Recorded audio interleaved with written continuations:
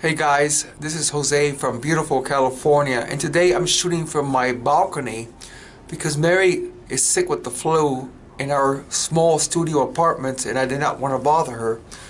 But today I want to share something with you that God's doing in my life, and I will entitle this message called Allegiances and Alliances. One thing that I'm discovering is that it's essential that your only allegiance and your only alliance is with Jesus Christ and the voice of the Holy Spirit. The reason is this: the Bible tells us that if we have Jesus Christ in our lives, we've been resurrected by Him, and our position where we are right now in the eyes of God is we're seated in heavenly places, not in an earthly place, but in a heavenly place, ruling and reigning with Him. Now, what I've discovered in my own life is if I am attached to anything of this world, whether it be politics, whether it be an issue, whether it be money, whether it be anything else, food, what happens is that alliance or that allegiance, which is called an idol, connects us with the earthly place when we're in a heavenly place, and total freedom will never come. You will only have a measure of freedom, and everything about Jesus Christ is a matter of liberty and freedom so that He can be manifested through us. And who knows that Jesus Christ is absolutely whole, absolutely healed, absolutely perfect, absolutely free? That's what we want to be. So if there's an alliance or if there's an allegiance with something on the earth, you're going to be connected in that place to the alliance or to the allegiance. That will become an idol, and you will be in a heavenly place, but there will be an open door for the devil to hit you. There will be a pull, there will be a drag on you coming from an earthly place.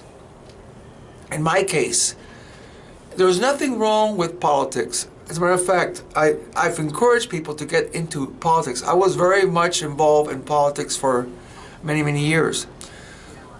But the politics that God calls you to do, if God puts on your heart a certain party, let's say, or if He puts on your heart a certain cause, that cause or that party, your connection with it must be totally not in allegiance to the party, but in allegiance to God and your position of sitting with Him in a heavenly place. And then what happens is this: you can be connected. You can have a party that God's called you to be a part of, or you can have a cause that God's called you to be a part of, but your participation in that cause must be out of the revelation of the voice of God. It must be out of the will of God, what He wants you to do out of His will in that party or in that cause. But when your allegiance becomes connected to the party, or it becomes connected to the cause, what happens is that you're not operating out of the pure voice of God. You're operating partially out of the voice of God, but partially out of your emotions, partially out of the cause that you are involved in. And what happens is this: it becomes corrupted. It becomes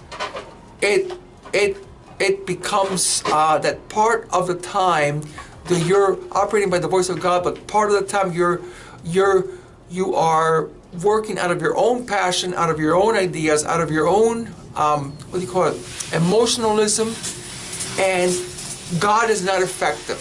In other words, you're operating part of the throne of heaven and part of the time out of your own throne upon the earth.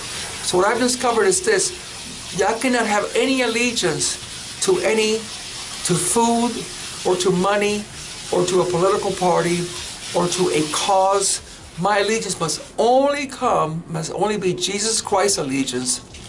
And if He's called me to a cause out of that allegiance, then I function by going into prayer and say, God, you've called me into this cause, but I need to find out what is your will for me in this cause.